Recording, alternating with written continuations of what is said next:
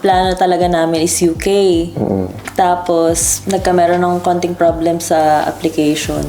Tapos parang wala din ako mahahanap na jobs pag sa UK kasi sobrang tight ng competition nila. Okay. So more on locals yung ine-employ nila talaga. Tapos may tito siya dito sa Ireland. Kaya sabi niya, dito na lang kayo mag-apply. So kami naman, tingin kami ng mga requirements. So siya nakita niya yung NMBI and then ako, nakita ko is yung Kuru.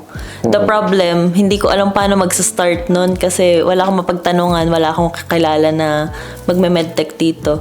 Kasi usually yung mga workmates ko dati, US talaga yung path nila. So, yun yung alam ko kung paano. Yeah. Tapos, ayun, nag-search lang ako. Nakita ko yung Kuru website. Inano ko lang yung guidelines dun. Dinownload ko yung, finalo ko yung guidelines hanggang sa may napagtanungan ako mga group. Ang nakita ko nun mga physical therapist,